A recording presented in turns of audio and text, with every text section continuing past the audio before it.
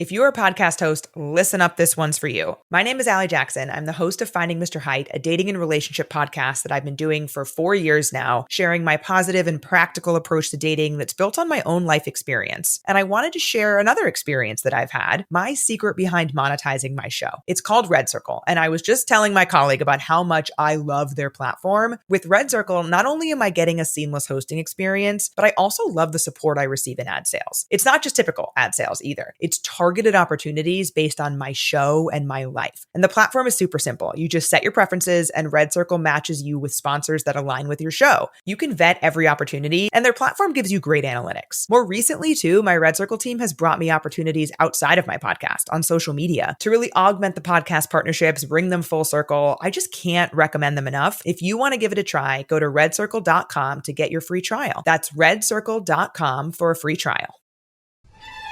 Ladies and gentlemen, welcome to Wrestling Art with Chris Things.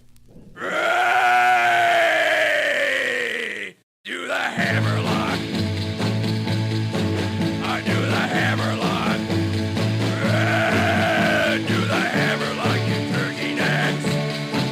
Yeah, do the hammerlock. I do The Hammerlock! Everybody's doing it. Hello, pals. I am Chris. Welcome to Wrestling Art with Chris Things. Chris Things Brian. I'm the host of this glorious mess of a podcast where we talk all about the ultra niche topic of wrestling art.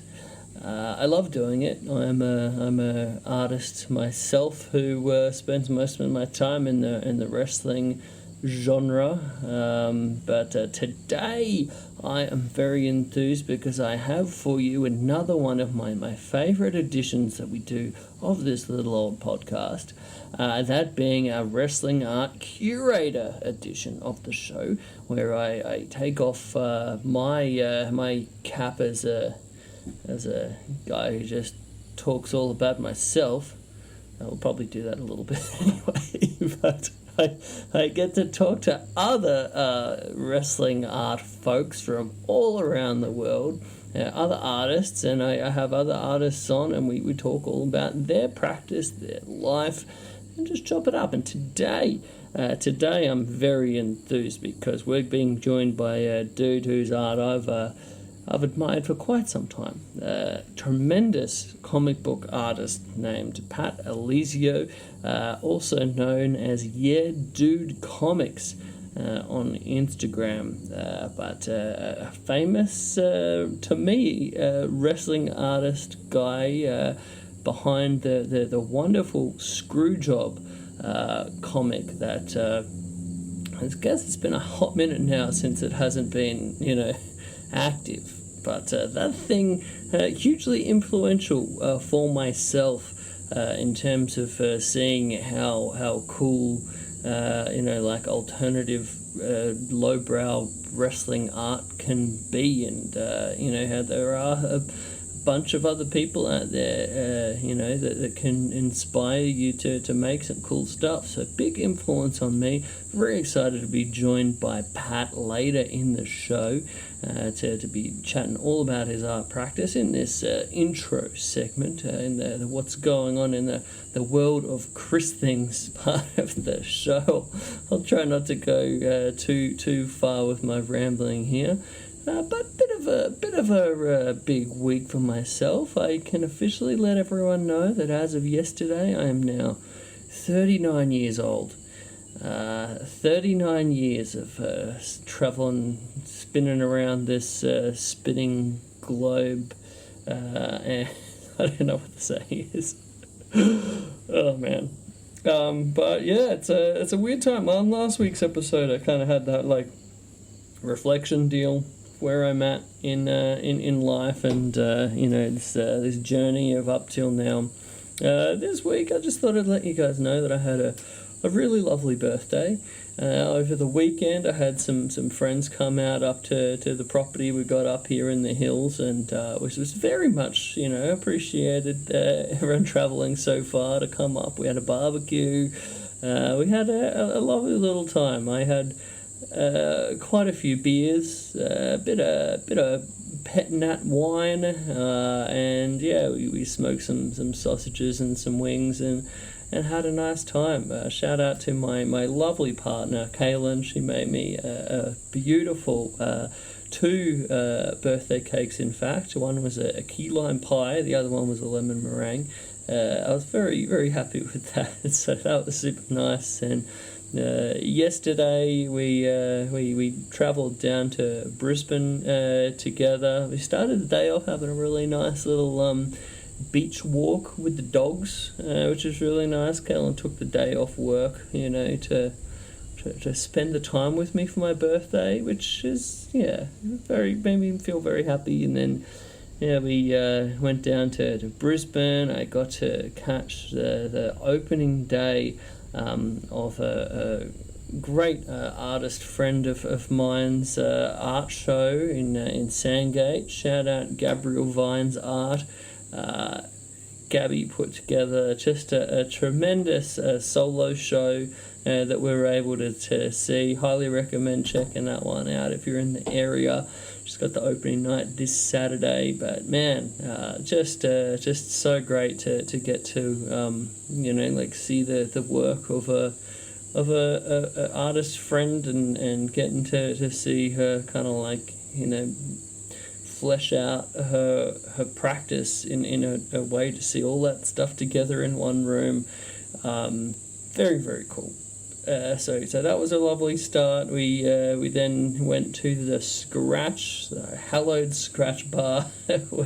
Where else was I going to go for my birthday, right? And I got to spend some time in my favourite bar in the whole wide world, have some tasty beers, followed by we then went to a little Korean barbecue with my folks and my brother and his partner in Sunnybank.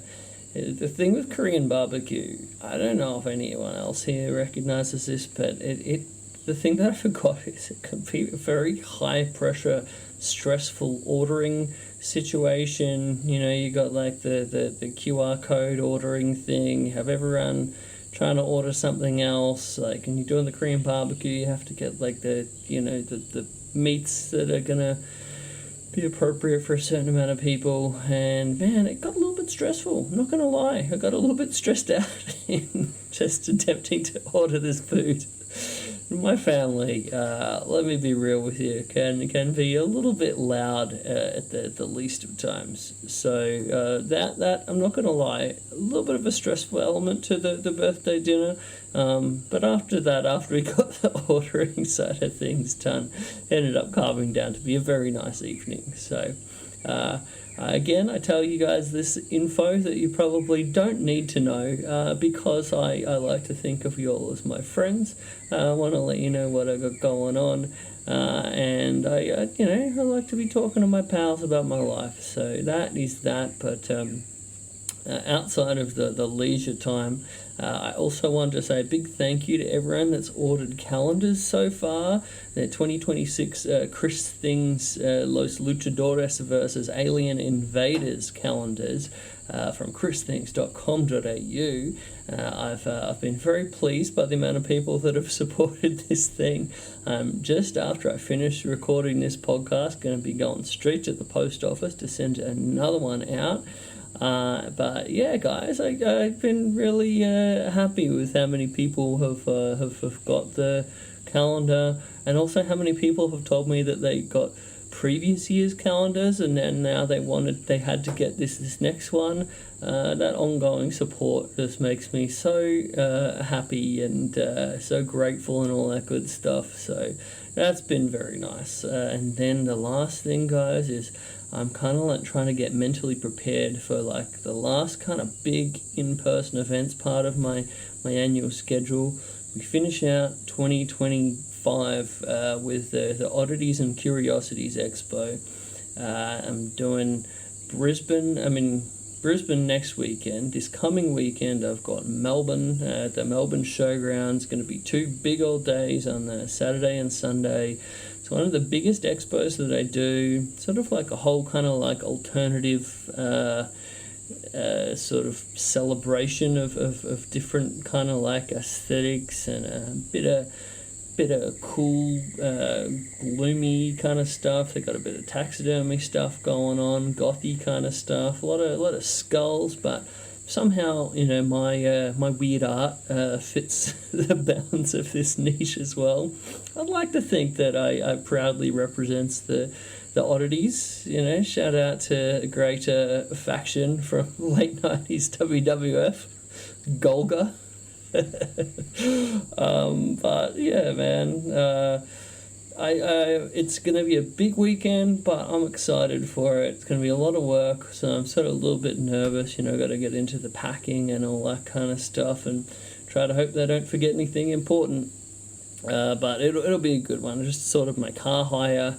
So yeah, it's going to be a big weekend. But on the plus side, I did just see they are showing Once Upon a Time in Hollywood once again at the Astor Theatre on Friday night. So what better way for me to get into the spirit by rewatching one of my very favourite Tarantino films. So I think I'm going to be doing that. So anyone else in the Melbourne area, if you want to come out to the Astor Theatre to see Once Upon a Time in Hollywood, would love to see you there. But other than that, it'll all be going down at the Oddities and Curiosities Expo.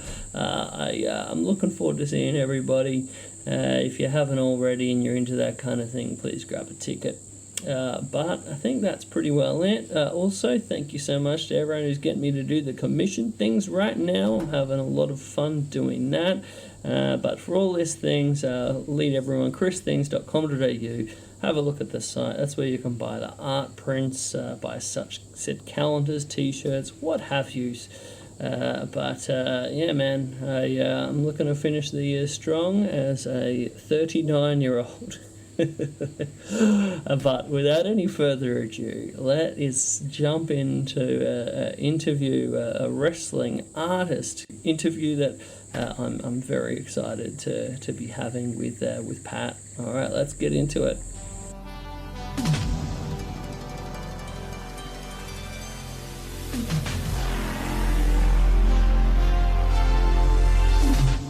Okay, ladies and gents, we're back with another Wrestling Art Curator edition of the show. Very excited when I get to do these ones. And today we have an extra special one, an artist guest that I have honestly looked up to for quite a while now.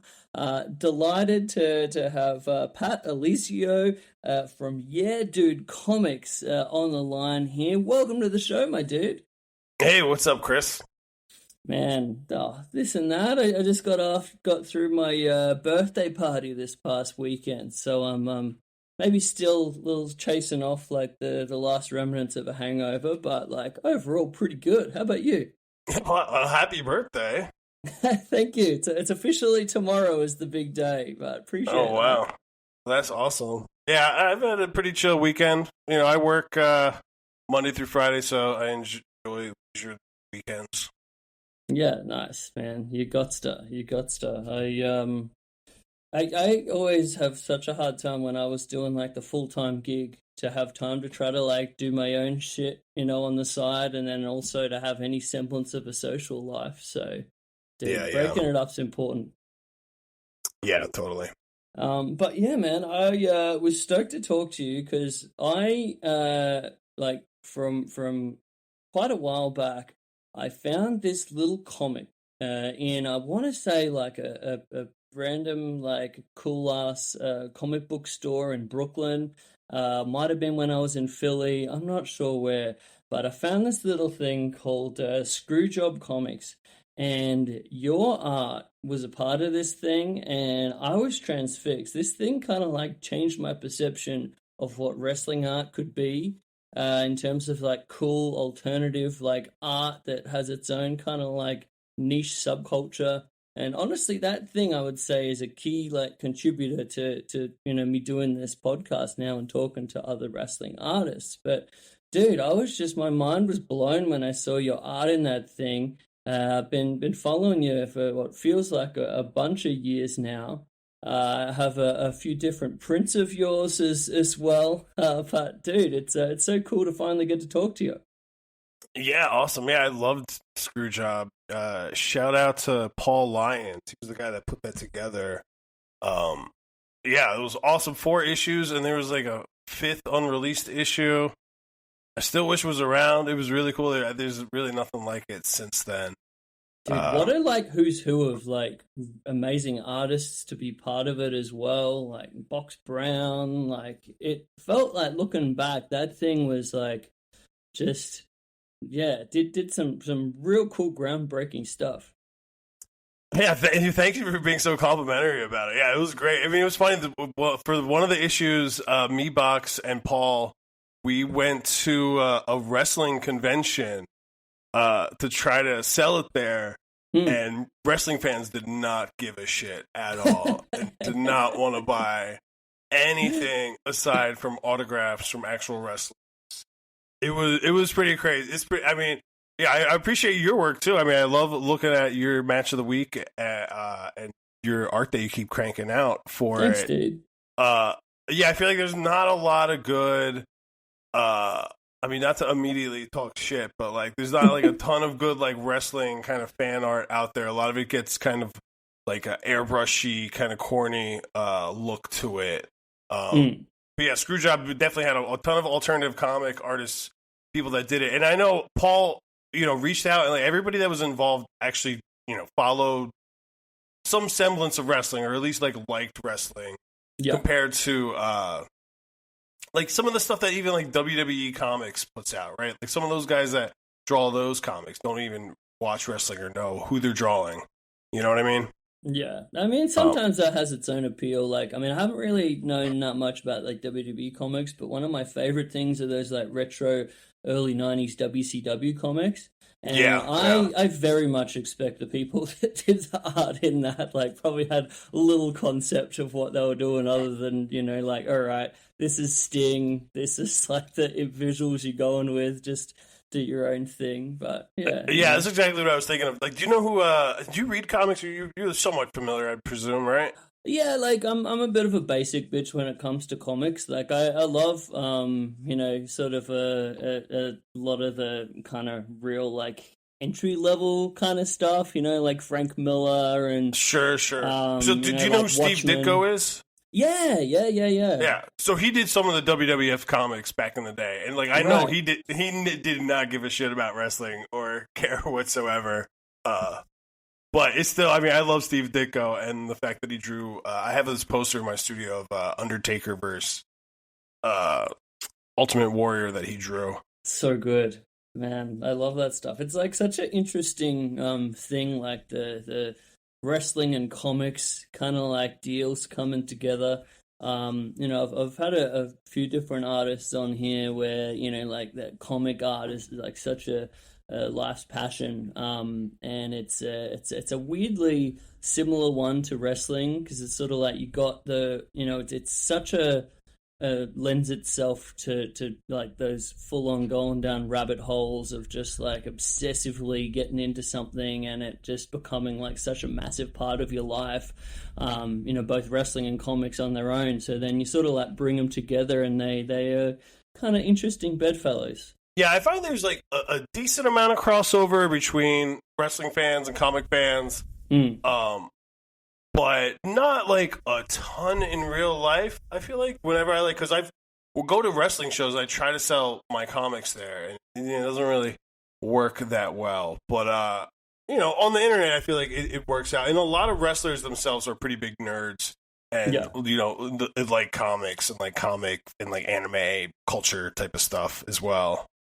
I mean, I think it makes sense because you got these two art forms, and like especially comics. Like a lot of the time, it's based around sort of like fun, over the top visual display of. At the end of the day, most of the time, it's like some semblance of violence. It's like the fight scenes is a key part of so many comics, and then that's basically the same deal for wrestling. So I get the crossover from that standpoint.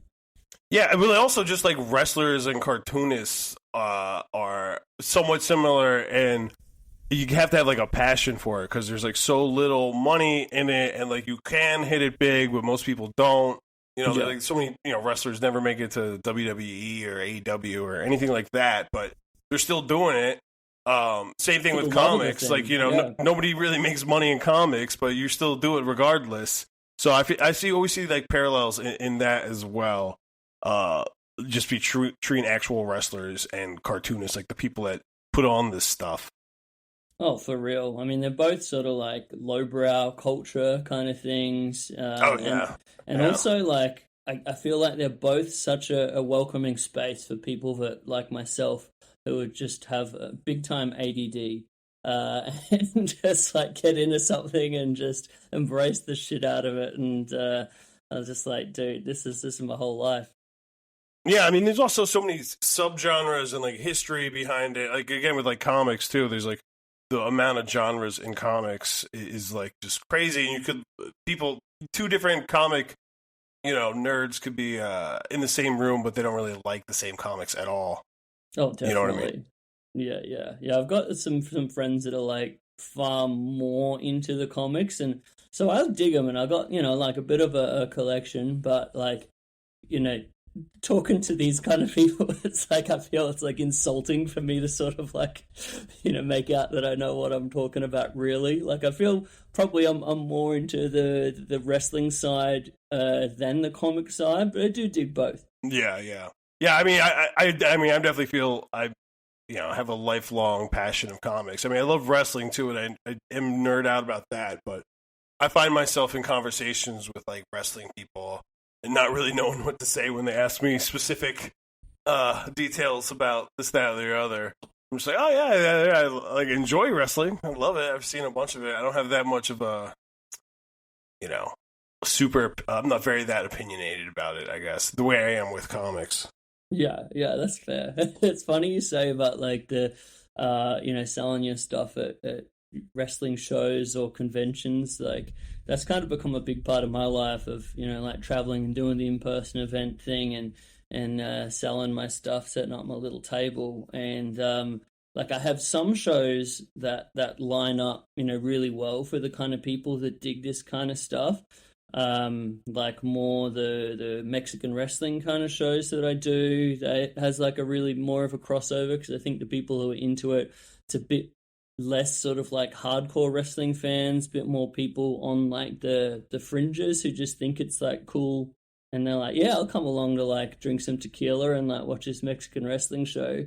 Whereas when I actually sell my stuff at like, big time hardcore kind of like indie shows that are more, like all about the wrestling and the fanatics of it and that, it's the same deal. For whatever reason, they're just like, hang on, what is this? This isn't like my favorite wrestler's t-shirt. Like, I'm not going to buy this. Yeah, but also when I do comic conventions, any type of wrestling comic or print I have, like any wrestling fan outs themselves immediately. Like, oh, yes. I watch wrestling. I know what this is. I understand what this is. Every time there's always like 5 or 6 wrestling like nerds that are in Comic Cons, and they just, whether they buy my stuff or not, they like point like, oh, you like wrestling? Yeah, I also know about wrestling. I love it, man. Like when I do those events, like the chats that I get to have to people, and like both of you having this big time passion, and you kind of like, all right, we need to like at least have like a good 5-minute conversation about you're passionate about this thing. That's probably the thing I most look forward to. Like, I don't know about you, but when I do the in-person things, sometimes you can get so caught up in like sales and all that kind of stuff, and making enough money to make it worth it. And then more lately, I just kind of like, I'm just there for the chats, dude. Oh yeah, just cutting the shit. Yeah, the last Comic-Con I did, I got pretty drunk pretty early on in the day, and it was just mostly just shooting the shit and talking loud. Yeah, I think I've become better at selling my stuff when I'm the more drunk. There's probably like a sharp decline once it gets to a certain point where I just get messy, but generally I feel alcohol helps. Yeah.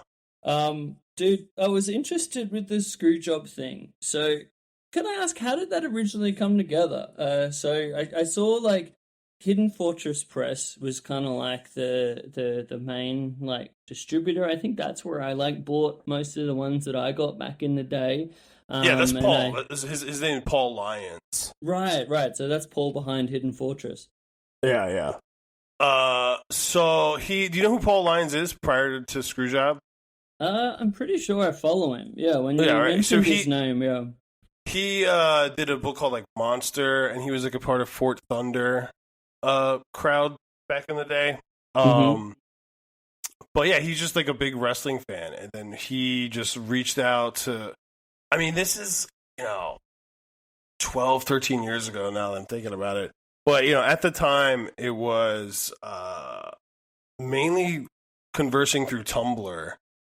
So he just kind of reached out to all the various comic people on Tumblr and at like alt comic shows that he knew watched wrestling.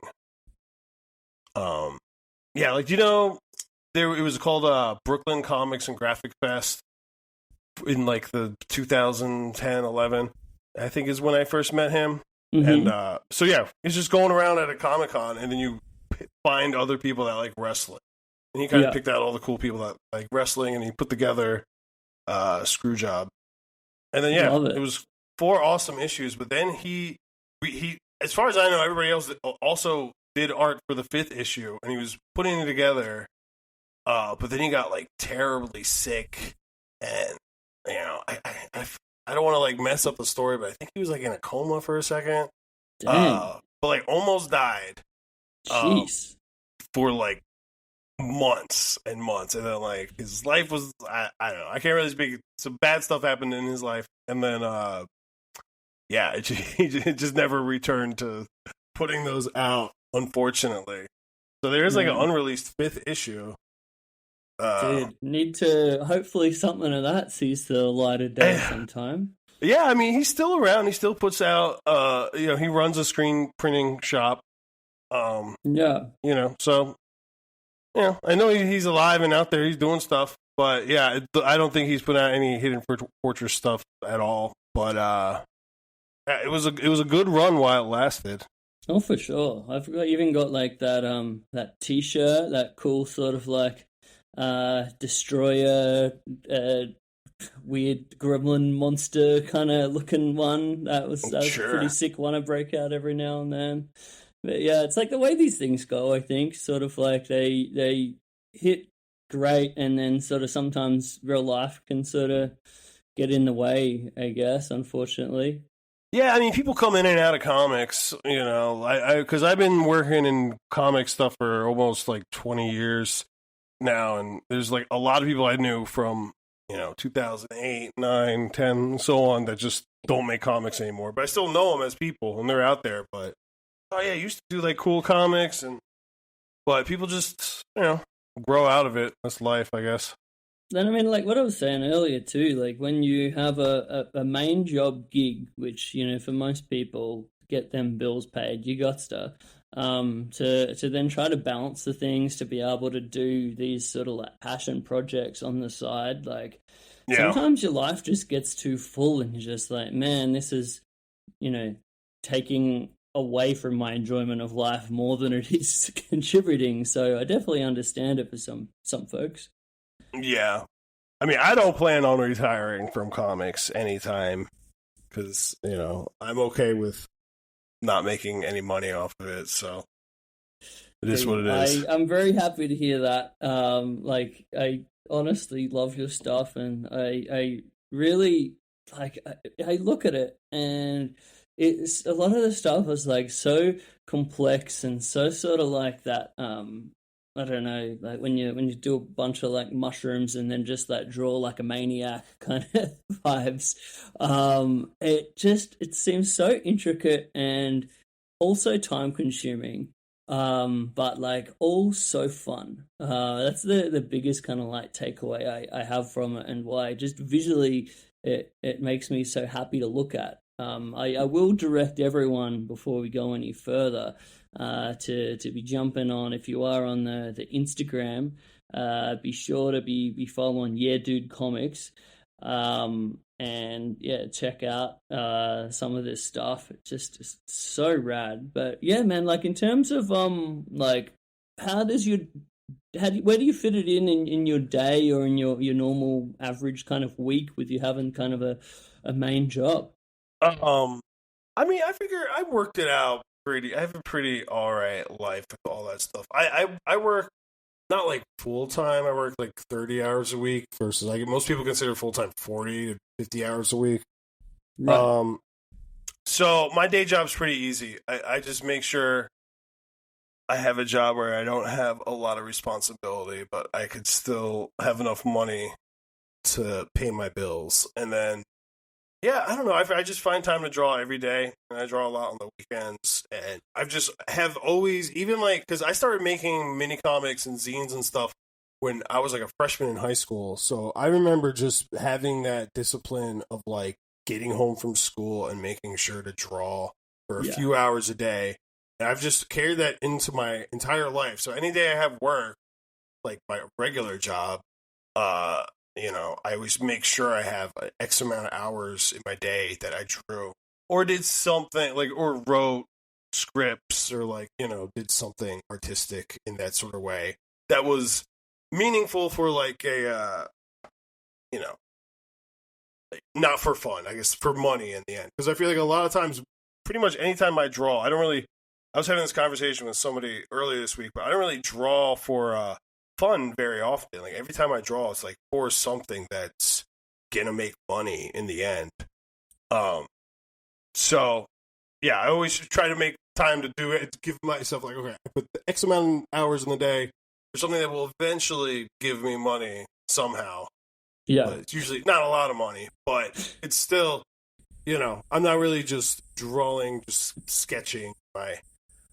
You know, how you see like some people online that have like really crazy sketchbooks with like, oh, this is like my warm-up sketch. And it's like an amazing masterpiece type of thing. Like I never do any of that. Like my sketchbook is just like scribbles of scripts, mainly scripts, and just like trying to work out thumbnails and stuff. Like I don't have any like developed sketch at all. Everything I do is like in the end is going to lead down the road to money, whether it be a comic I get printed or like an illustration job. Yeah, I mean, as long as you're still like, I mean, I take it you're still like having fun by doing that. I mean, I know some people like, you know, there can be a separation sometimes when you're doing shit like for money as opposed to just doing it for your own sort of like creative fulfillment. But if you can be ticking off both when you're doing it, it's the dream, right? Yeah, it's not that I'm not having fun. But, you know, I just don't leisurely necessarily. I mean, when I draw, I like love it. I am having fun. It's a blast. But, you know, I have a goal in mind. Yeah, dude, when I look at this stuff, it's like, it looks visually like there's no way you're not having fun when you're making this. It's just like the fun kind of like leaps off the page. Like I saw your sick poster for the Jeff Cannonball fundraiser benefit. Man, oh yeah, that thing so ridiculous and so much fun. Like such a great job, dude. Yeah, I mean, I love doing that. I love doing wrestling gigs. I've only had a handful. I mean, I work for this one wrestling company, and I do a lot of drawing stuff for them. But I'm trying to get out there more to do, you know, posters and stuff for these wrestling. There's like so many indie wrestling companies that have bad art and stuff, and like, there's so many indie wrestlers that have just, you know, not the best taste in art, and they put out these like kind of crappy T-shirts where they should be paying, you know, me and you to put out their shirts. Man, I mean, in the world of AI bullshit art, of like, please so just get some semblance of human. I know there should be. I mean, because like we were saying before, they're both like lowbrow, counterculture, underground kind of things. Like we should, you know, help each other out. You guys should be hiring cool artists to put out wrestling posters and T-shirts and stuff. Like, you know, the Photoshop of like the Photoshop of the era of like Photoshopped wrestling posters.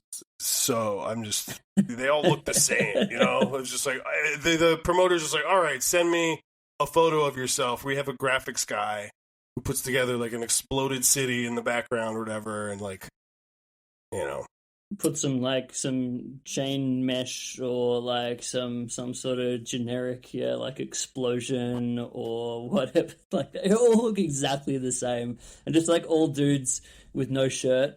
Just all right, we got the people that are like the body guys. They're clearly going to be on the poster, and then like you don't know whether it's actually a poster for like wrestling or like some sort of like male stripper show. Yeah.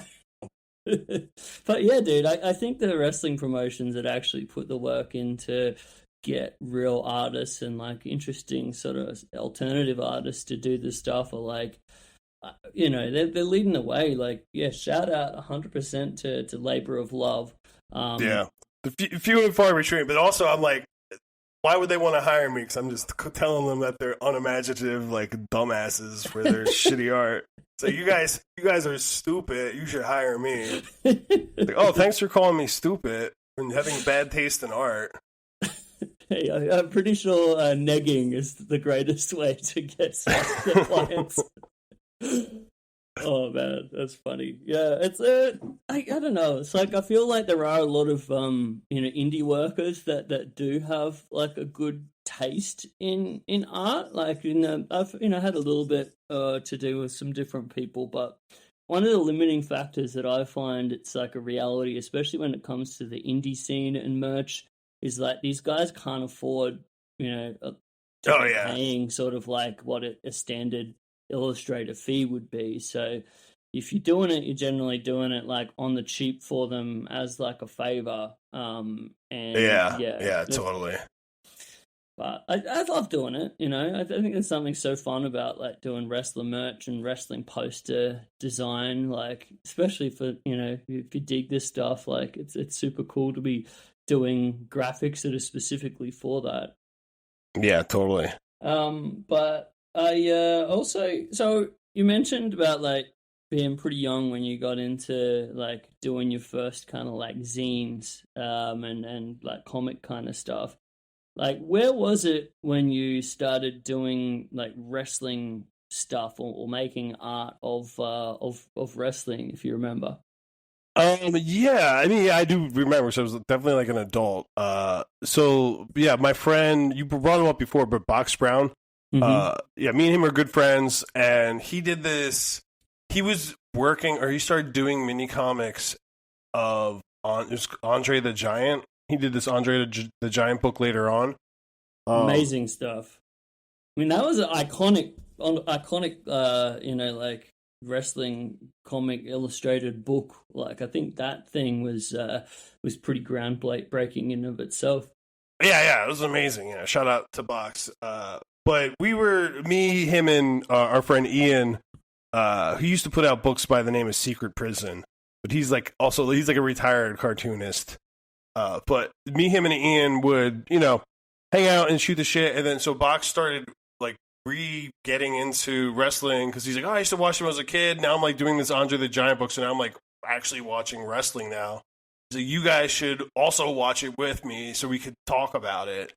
And then we went to the Royal Rumble where The Rock and CM Punk were fighting, and CM Punk like lost to The Rock, so The Rock could go to whatever. I think I watched that live on pay-per-view back in the day. Yeah, I don't know, whatever year that was, 2012 or 13. I remember being a big-time CM Punk fan, and I was really pissed off that he had to lose to The Rock in that one. Despite as a kid, The Rock being like one of my favorite wrestlers. But I had no idea about any of that shit. I mean, I used to watch wrestling when I was a kid, like the Attitude Era, so I knew who The Rock was. Like, I used to watch, and like, I'm talking like 97, 98, 99. Oh, yeah. Good I knew. Years. Yeah, like, I went to middle school when everyone was saying suck it and had a DX shirt and stuff. So I knew about The Rock. I had no idea who CM Punk was or any of that stuff. And I remember Box was like explaining it to me. He's like, he actually says he might quit, and like, he didn't sign a contract, and like, he might walk out with the title, but he has to drop it. He was trying to tell me the backstory, and then pretty much since then, I just started watching wrestling like crazy and got really into it. Like over those like first few years, and we live in Philadelphia, so then we all started going to the like ECW arena, it's called the 2300 arena. So they have shows so like jealous. All the time. Yeah. iconic venue. Yeah, walking distance to my house, and they have shows all the time. So we just started going to shows a bunch. So I saw a ton of like Ring of Honor and CZW, and it used to be called House of Hardcore. It was run by Tommy Dreamer, but he had like a lot of really cool matches there. So we would go to like all those. So rad. Yeah, it was just a cool little era. So then that's like right around when Screwjob started, pretty much. So I was already, pretty deep into my comic career at that point, but then I was like, oh, these are cool, weird wrestlers. Like, we should just, I wanted to, I went to school for illustration and stuff, so I was like, I should just do illustrations for wrestlers. Like, how can I start doing this? So Screwjob came about, and then since then, I just did various wrestling art here and there. I still do my regular science fiction and fantasy and like comedy comics and stuff too, but I always do a smattering of wrestling stuff every year. Yeah, it's like there's something I think very interesting about like just sort of the visual identity of making art of wrestling, with like drawing like guys in a wrestling ring, the sort of like weird over the top like kind of like looks of these guys and the colors, and also getting to like play with the nostalgia of it. I think that's something that you do a really, really awesome job with, of like these kind of iconic characters, and just bringing them to life in such a cool way when it comes to the sort of like, underground alt art kind of style. Like I would look at it and I originally was like, oh, this dude for sure has been like drawing wrestlers since he was a kid. Oh, really? Yeah. No, I mean, I've always drawn superheroes and stuff. It's like so similar, Yes. But also like with the, I still do it now, but with Screwjob at the time, and all the comics in there, I'm really into storytelling and stuff too. So I always just think of like all the wrestlers' gimmicks. I was like, what if that gimmick was like their real life, like every time? Yeah, like Brett is a hitman. Like I did a Gold Dust one where he's like his whole house was made of gold, and he's just like has gold everywhere. So I still do that with just like a lot of the posters and stuff I do now. Whenever I draw these wrestlers, I don't really think of them as real people. I just think of their gimmicks as like the way I think of a comic book character. It's like, oh yeah, that's Spider-Man. Like he has webs and stuff. Like, oh okay, this is like whoever. I know like there's one guy named Don Freeze who I've drawn a couple times, and he's like, I just draw him as like shooting ice out of his hands and stuff. Not that he does that in real life, but he is like he's like straight from the freezer, Don Freeze. I love it. It's like Brett's going to his wardrobe, and like every outfit that he's got hanging on that thing is just like the pink spandex. Like that's just his everyday, going out of the house clothes. Yeah, and he goes out to kill people because he gets paid to be a hitman. Dude, I needed to compliment you on that Brett one, with him sharp shooting Shawn Michaels in the dick. That spoke to me on a deep emotional level as a Bret Hart fan. Fucking incredible stuff. Yeah. So fast forward to now where you're at, because obviously you do stuff that's like not all wrestling, but still like playing in the wrestling subject matter. How do you kind of like balance that? Because I guess I'm interested for like a guy like you, the people that appreciate your art. How do you find it goes between like this stuff like I'd imagine a lot of people that are more just there for the wrestling stuff, and then some people that are there more for the classic alt art, stoner art, wizard art, kind of like amazingness. Like how do you go in terms of breaking it up? I don't really know. I don't know if I have a good answer for that. I've always just kind of thrown shit at the wall and see what's stuck. And I see that I love drawing wrestling stuff, and there's a lot of wrestling fans out there, but they definitely are kind of like a different fan base of people that have followed my comics and stuff over the years as well. Because I feel like I've already cultivated enough like science fiction fans and like stoner comedy fans. And then all of a sudden, the last like 5 years, I've been doing a lot of more wrestling stuff. and I have a lot of like wrestlers following me now, and like they don't necessarily like my weird stuff, but I guess people that like my sci-fi comics are just like, I don't really watch wrestling. I don't know who these people are, but it's cool. So yeah, I just do what I like to do, really. So I don't really think of it too much of like trying to balance it out, honestly. I'm just like, oh yeah, I want to draw this wrestler, or like I do most of my work I do with like, we mentioned before, labor of love. But yeah, I don't know. I don't know if I have a good answer for you there. I don't really think about it that much. I just always have like my ongoing. Any given time in my life, I'm always like working on like a bigger comic and like kind of a graphic novel, and then I'm always doing like 2 or 3 other things along the way because the graphic novel would take a couple of years to make. Yeah. So I'm always doing little illustration gigs here and there for whoever. I've been trying to do more wrestling stuff, but like we've mentioned before, it's not a lot of wrestlers that have a lot of money to put out there for that. Yeah, I mean, I think that's honestly the best answer. Like, just doing it as feels like what you want to do. I think sometimes, you can get like way too obsessed of being like, all right, so I have this many people that are into this many are into this, and be like real strategic about it. When at the end of the day, I think I honestly just tell everyone just do it in a way that is the most fun to do and feels right. I think that's the best kind of approach. Yeah, I mean, I just want to put stuff. I mean, I have like the idea in the back of my mind, like kind of more like business illustration. Like, oh yeah, I have to like, I'm putting out these images of wrestlers to show other wrestlers to be like, hey, I could draw you like this. Look how cool I drew, Bret Hart. Like, let me draw, you, whatever, indie wrestler, jabroni guy in that style. But, yeah. I don't know. It's just like any other illustration clientele. Because I've done like stuff for like musicians and like record covers and stuff too, which is like a whole other different type of clientele that you're trying to reach. But everybody's, people don't want to spend a lot of money on stuff, and I don't know. It is what it is. Yeah. I mean, in terms of like, so it sounds like you do a fair bit of commission kind of stuff. Like it probably changes job to job, but I'm intrigued how you approach it. Like in terms of the like you kind of mentioned before, like you just jump straight in and do it. But do you have much of sort of all right, let's look at like an outline sketch, see if or ask for references and that kind of stuff before you go right through to the final piece and then color it up? Like how does it generally work for you? Oh yeah, I mean, I have a pretty good process down, and I also work as like a teacher. I work as like an adult art teacher, and like I've been teaching comics to adults for like 10 plus years now. Oh, amazing! I saw you were a teacher, but I didn't know it was like an art teacher specifically.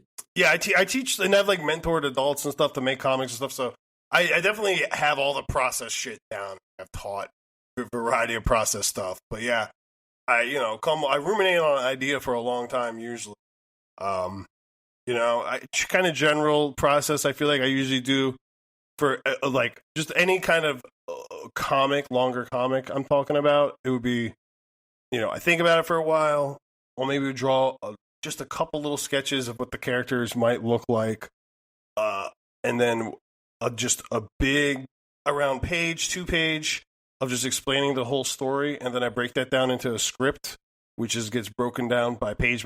So say like, I'll usually go through 3 drafts of a script before I even start drawing, and then by the 3rd draft is when I'm like drawing the thumbnails and stuff to it too. And then I just pencil, ink it, scan it, color it.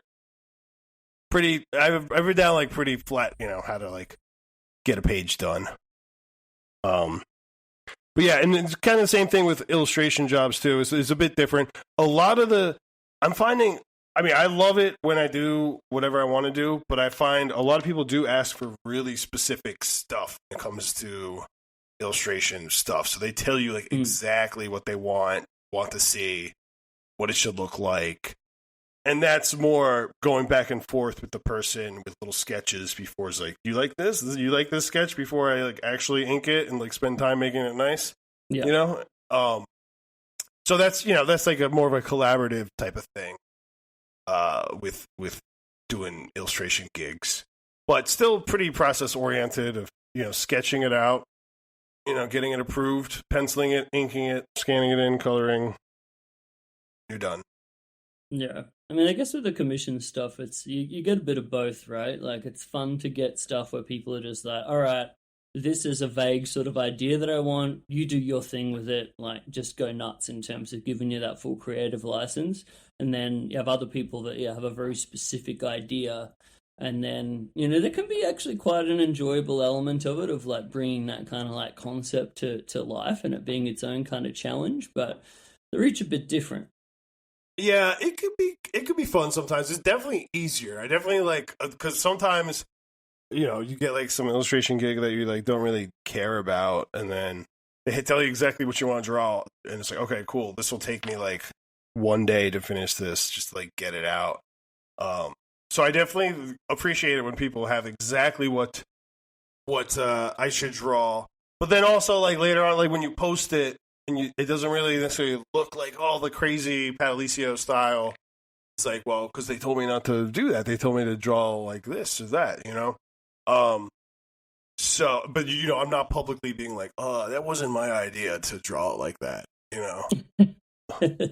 But I'm still posting it. I'm still like, you know, so if you see someone who's like, oh, that doesn't necessarily look like what he usually draws, and who is this person he's drawing for? You know? I mean, that can be its own good thing because it shows like to people, hey, you do have range to do other sort of style stuff. Yeah, I mean, yeah, definitely. It's always good, even just practicing your range too, and just for like, you know, being forced to draw something that you wouldn't draw otherwise. You're probably lending your own voice to it anyway. Like, even if it is slightly different to what you would normally do, like it's still going to be like your own kind of like take on it.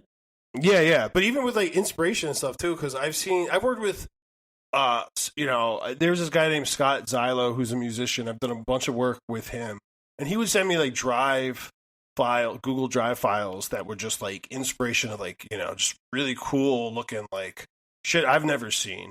A lot of it was like 70s jazz fusion album covers and like sick, just kind of stuff I would never really think to look up the art styles for and stuff. And it's like, wow, that is actually really sick.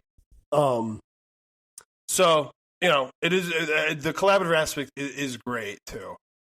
But yeah, I mean, it's just like with any other art, with like a director, a movie director you may like that ends up doing like a licensed property or like somebody's like novel or like a Stephen King book or something. Yeah. So you being in Philly, you mentioned that earlier. That was something I wanted to touch on because I have been to Philly before and I loved it. I unfortunately there weren't any shows on at the ECW arena when I was there, but I definitely like went to the corner of Rittner and whatever the other street is, but like and went to John's roast pork. Got a Philly cheesesteak and, you know, just sort of vibed it up around there, that South Philly kind of area. And yeah, man, what a bloody hotbed for like wrestling and also that kind of like I want to say a lot of that kind of like more comic book like kind of culture in terms of like I do see a lot of events and sort of like indie comic kind of like press kind of events and that kind of thing. I mean, I saw you ran your own one that Hidden Fortress was promoting the Philly Small Press Fair, bit of a while back now. But like, what's the scene like in terms of being an artist in that like environment? It's always been great. Like I've said, I've lived in Philly for 20 years. You know, my entire adult life. So I've always been a part of like a comic scene. You know, I met Box Brown in like 2008, and like so he's always been, me and him have always kind of been connected visually, like through each other, and just like I don't know. There's always been a cool comic scene in Philly, and yeah, I've through comic conventions even before the Small Press Fair. I did one called the Philly Alt Comic Con, Like I don't really do it so much anymore. I kind of am older now and don't really give that much of a shit, or not really too much connected into like the scene politics of it anymore. But I've thrown a decent amount of art shows and events throughout Philly over the years. But there's a really cool comic shop called Partners and Sons, and they really, they have events like every weekend, and they throw a big comic convention every year that like a ton of people come to. Yeah, there's just like a lot of cool comic stores. There's this thing called the Philly Comics Jam. That's where I initially met Box and Ian and a lot of my peers. And that still goes on now. That's just like a comic meetup. Like there's a big other comic meetup at the Free Library, and like the art zine section of like the giant library in Philly. And so yeah, there's always been a really cool comic scene. And the same thing on the other end of the coin too, with wrestling as well. Like there's the ECW arena, and there's always like indie shows in and around Philly, and there's like a few different training schools in Philly itself. There's like Catch Point and Worldwide Dojo and Monster Factory and like all this. So there's a lot of like indie wrestlers that just live in Philadelphia itself and are around. So there's always like been shows too. So yeah, there's always like a bit of a crossover. Like I said, like at any comic shows, I get wrestling people coming up to me, and vice versa. Yeah, but yeah, it's always been strong scenes, and as far as like from my experience, But again, also, it's relatively speaking, I'd say, I mean, this is only my experience, but for within any city, I'm sure that you'll just find the other weirdos or like cool art scene. Ideally, I mean, I know some people are like awkward as hell, but I don't mind going out and getting drunk and just like shooting the shit with people. I know there's definitely like some like autistic artists that like don't want to talk to people and all that kind of stuff, but that's on them. For sure. I mean, I think I'm pretty similar. Like, I really just dig getting to have a chat about stuff that you're, passionate about, and having some beers and talking some bullshit. But like, I also totally get the people, because like going back to even like high school, I would have this kind of like semi-autistic kind of like weirdness about like approaching someone to have a chat kind of thing, and putting like way too much like pressure on that. So I can totally understand the people where that can be a little bit of a difficult thing, but I always I mean, I'm not like trying to be an asshole. Oh no. But I just it is. I mean, I tell my adult students all the time, like you have to like network and talk to people. Yeah. Like, even if you like fucking hate it and you're like gritting your teeth, like you're not gonna get that far like by yourself. Like you have to have a community of people, so you gotta 100%. Talk to people. You gotta be able to like, even if like even if you don't like your friends, art, you can still be friends with each other because you both like comic books and stuff, and you can still, help each other out in that, in like social ways and stuff. So yeah, I feel like just having a community of people should always, if you're trying to get into art, just surround yourself by other cool artists is like the best way. Yeah, I agree completely. And it's like, I almost feel like that, like the term networking can be such like a high pressure bullshit kind of like thing. But honestly, like for me, just like doing, as many events as you can, and then one way or the other, you're going to get talking to people to be like, oh man, I love your art, or, whatever it is. And you'll end up building up a bit of a community. And like you said, it's like, that's massive, man. Like, I think so many of the things that I've done, even if it was an event that like, it barely sold anything, I could point at it and be like, oh man, I met like one of my best art friends at this event. Like there's always something about it. So I think they're really good to do, even though they can be a bit scary sometimes. Yeah, and I mean, I say networking in the most general type of way too, because like I'm just saying, like going out to meeting, similar like-minded artists and stuff. Yeah. Not necessarily you're gonna like make money off your friends or anything, but you always turn to your friends for any extra jobs or anything. Shit like that. Yeah. Like I try to help people out as much as I can, or if I know there's something that's, might be up someone's alley, like give recommendations, all that kind of shit. And I think that's what everyone just wants to do in this kind of scene. We just want to like kind of, help each other out as much as we can. It's like a nice spot where it's like not, I don't get a sense that everyone's just trying to like step up on top of each other and like, oh, I don't want to, have this person get ahead of me and all that kind of like weird toxic bullshit that you get in some other worlds. Yeah. I mean, I feel like that's pretty good with like just the lowbrow aspect of it with art, with comics and wrestling and stuff. Because like I've rubbed shoulders with like fine artist, painter world types, and like they're all assholes that are just trying to like fucking like screw you over to like get ahead and stuff. And like the New York City like gallery scene.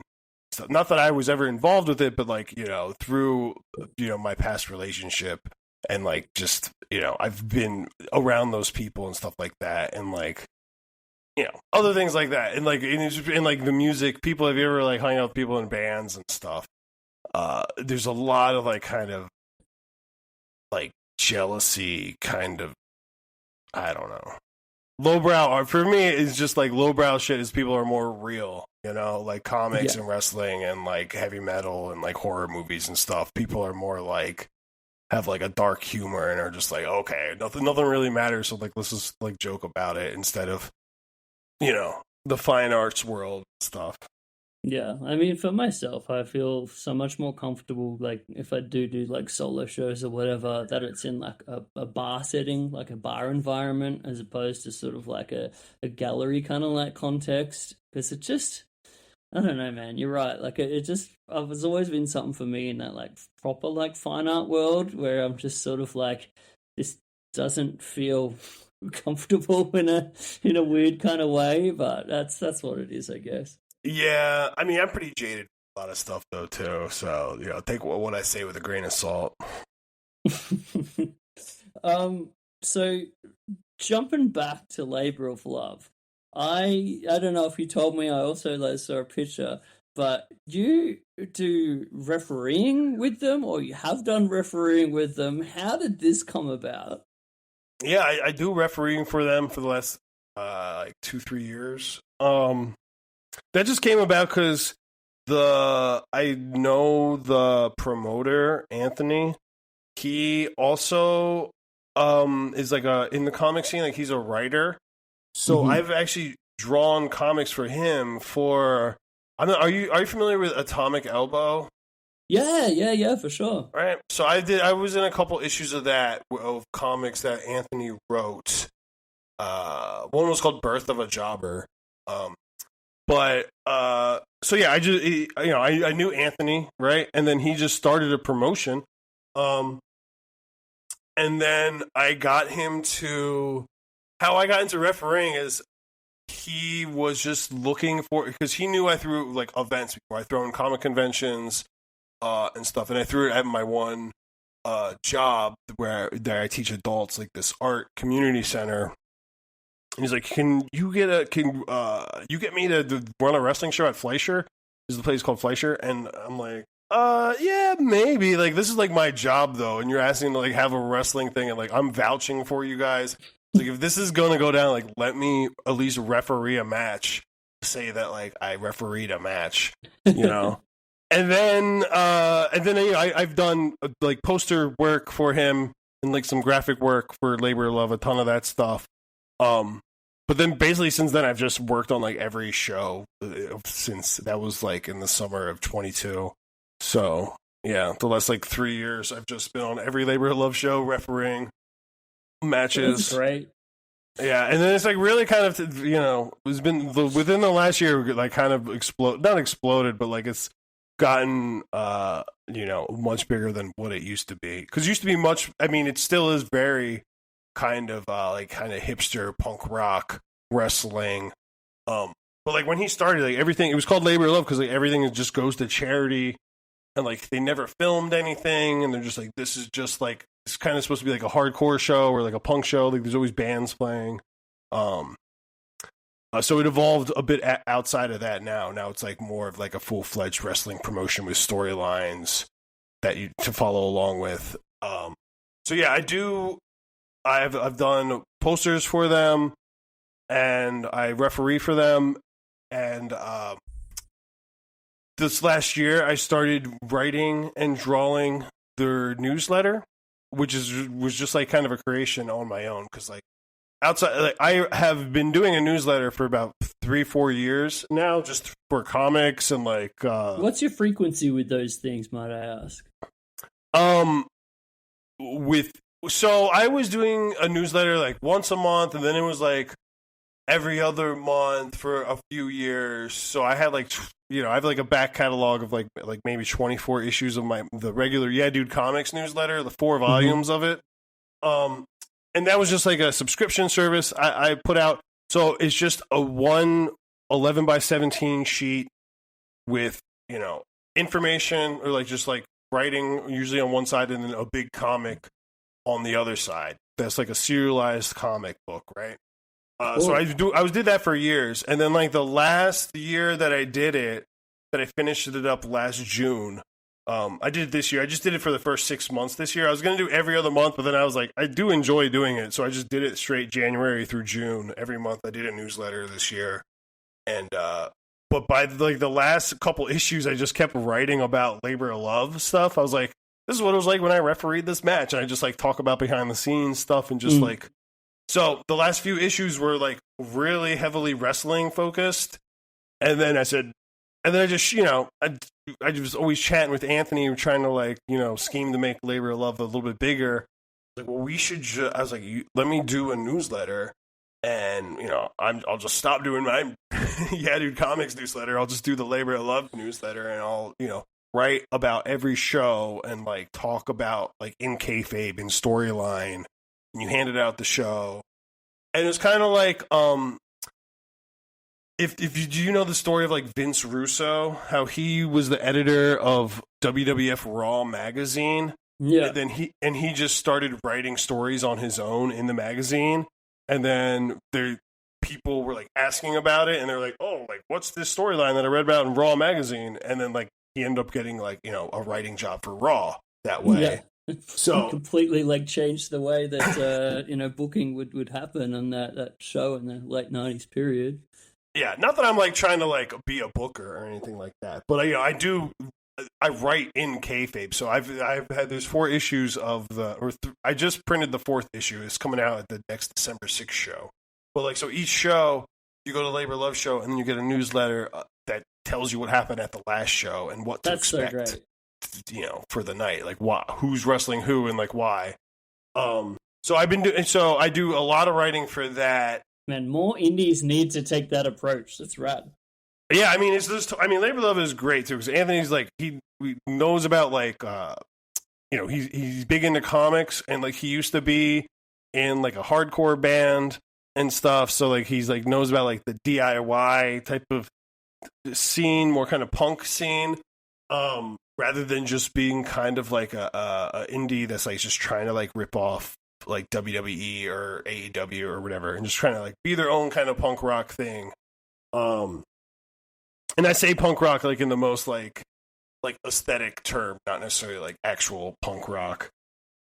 Yeah, I think that approach like to indie shows is like so what is sorely missing like all the time. That's the stuff that I originally sort of really fell in love with that sort of indie scene, and it's the ones that do like embrace that kind of like DIY attitude, and it feels like that kind of like punk rock like aesthetic, where it's like this is the alternative like underground, like compared to the glossy shit that you see on TV. And then adding like a newsletter to get people caught up on the different storylines and stuff, I think that's bloody fantastic. Yeah, it's like total like zine culture and stuff too. Like, I mean, I don't know. I think it's just, I enjoy doing it. I still have to give a shout out to Frank Santoro, just mentioning all this stuff. So he's the one that I took the idea from. He used to do a comic book newsletter, which, then I did it on, whatever, so on. But yeah, the whole idea of 11x17, fold it into 4, it's like one sheet of paper, steal it from your work, get it printed for free, hand it out for free. It's, a great format. That's how it's meant to be, dude. Is this newsletter available for like digital consumption for people online, or is it more just a in-person deal? It's pretty much just an in-person deal. I'll eventually get to it, but probably not. Maybe.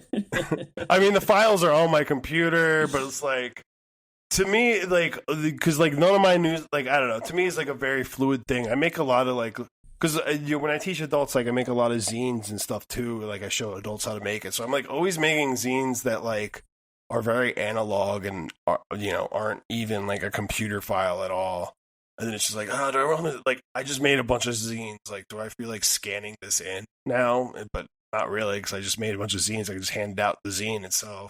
Yeah. But, sorry for, like, people that live in a different continent. But, yeah, I'll eventually, I was thinking of this week, I will probably, because I interview wrestlers in it, and so I will probably start releasing the interviews that I've done with wrestlers, it's just like backlog. But I'm not thinking that far deep into it. It's just like a thing to do at these shows that I go to that I'm a ref at. I'm just trying to help out Labor of Love. I love that, dude. I think that's such a great like thing where you're just not even fussed about like the online, side of it. You're just like, it's just a cool in-person thing that we do. And there's always so many things that we have as artists where it's like, oh, I should be doing this, I should be doing that. But it's like, that to-do list can be never-ending sometimes. Yeah, if anyone is like, I did get one guy did reach out to me. He's like, I can't come to the show. Can I just like buy them off you? And I like, if you really want to, you could hit me up and I'll ship you. I can ship you some issues, but it's not. I'm not really like putting that up online for sale, my online store or anything like that. But ideally, also, in the end, I keep doing this for how many ever years, and then, it becomes like a scarcity kind of like eBay item. Yeah. Yeah. And then I could just reprint them all and sell them on eBay. Definitely. I wanted to ask with the refereeing thing. So, I have a little bit of a refereeing background. Like before I got into like wrestling on the indie scene over here, however many years ago that was. I did the wrestling thing for like 5 years, but like my first introductory point while I was still like training was doing refereeing. And I think I probably did like the refereeing thing for maybe like a year or something, but in actually doing it, it's interesting to talk to someone else that does it, because being a good referee is its own like skill set, right? Like I look back to the first show that I did where I was just like, you watch wrestling on TV and you're just like, oh yeah, you're just there to like, count the pin, and if the guys fall down, count to 10, do the count outs when they're on the outside of the ring. But like there's actually a lot more to it than that. How did you go in terms of actually like did you like have some training that you did beforehand before your first show? You just jumped right in there and then slowly got better over time? Well, tell me about the process of learning to be a decent referee, doing it for a few years now.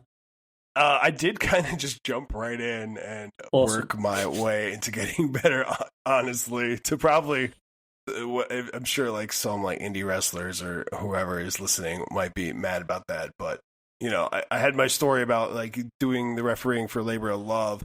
And then outside of that, I did referee for a few different other promotions here in Philly. But mainly I just enjoy doing Labor of Love, and I'm not really trying to reach outside of that. But it is definitely, I've learned a lot. I learn a lot from every show, and I feel like I've kind of been working my way up the card per se, and like doing, proving my worth as a wrestler. I have done, I did like a Bryce Rensburg seminar. Awesome. Love that dude so much. A couple months ago, and just listening, everyone like gives me advice. I've asked questions to a lot of the other referees, and wrestlers have no problem telling you when you fuck up. They sure don't. So, but I feel like I'm pretty good. I mean, I don't know. I don't want to. I don't know. I feel like I've gotten better this last year, and I've done some stuff that I feel like I learned a lot.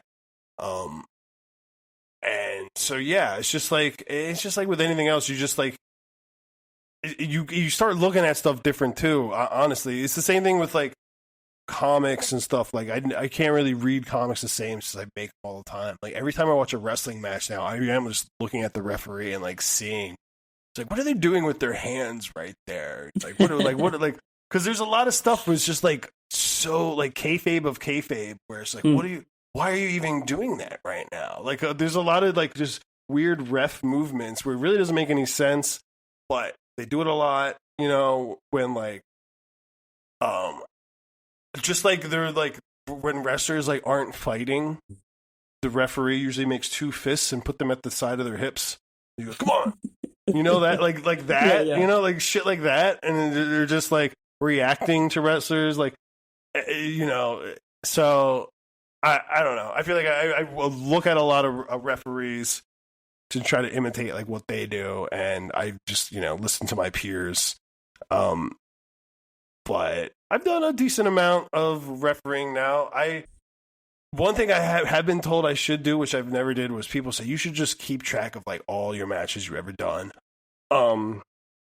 Because people like, you know, say, oh, I've done 500 whatever matches, but so I don't really have a number, but I'm pretty sure I did around 100 matches or so far in my career.